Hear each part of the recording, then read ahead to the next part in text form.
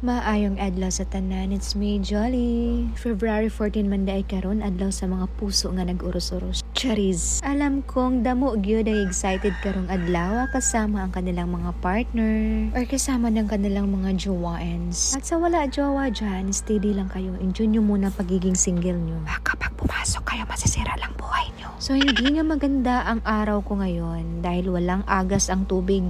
Di bali na sanang mawala ang kuryente nato, oy, wag lang ang tubig dahil ang tubig ay pinaka-importante. Pero bote na lang nakapagpundo og water ang Jolly nyo kagabi. Kaya nakapaglinis pa ako ng sasakyan. Pero sa labas muna ang aking nililinisan dahil baka maubos ang tubig ko, wala na akong pangligo, manimaho tayong bisyong.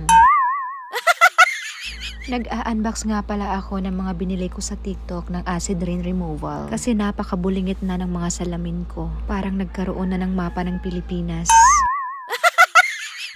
At ayan na nga, naundang ang paglagay ko kasi umulan na lang bigla. Kaya pinark ko muna sa tabi ng puno ng mansanitas.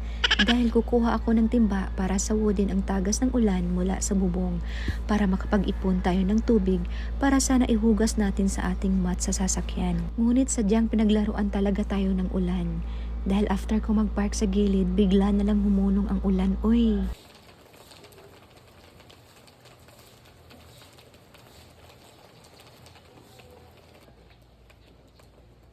Di tuloy ako matapos-tapos sa gawain ko. Ako'y nalilito na, oy, hindi ko pa nga natapos sa lagyan ng acid rain removal ang mga salamin ng sasakyan ko. Pero chine-check ko muna yung mga party na nalagyan ko kung effective ba talaga. Pero so far may mga changes naman. Pero mamaya na natin siseryosohin. Kailangan ko muna itong ilipat sa tapat namin. Dahil pagkatapos ay kailangan ko magluto ng agahan dahil hindi pa ako kumain ng agahan.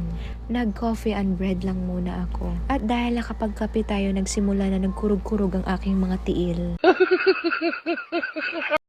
Napakagahi din kasi ng aking alimpatakan.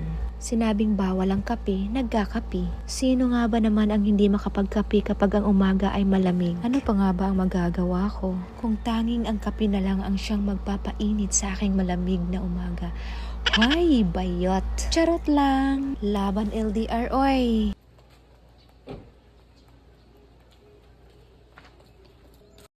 At yun na nga, uminit na nga, kailangan ko na siyang ilipat. Kung diri lang sa tataman, see you sa next vlog na ako. Happy Valentine's Day sa inyong tanan. Unta, magmalipayon kayo dyan. Dili unta mo mapangag sa inyong mga chocolates nga gipangkaon. Dili na ko masuya, kay naagian na ako naong napangag na ganitod ko.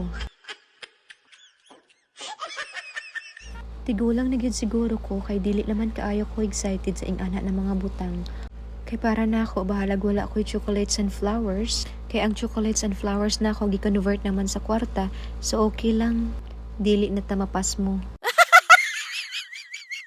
Again, Happy Valentine's Day everyone!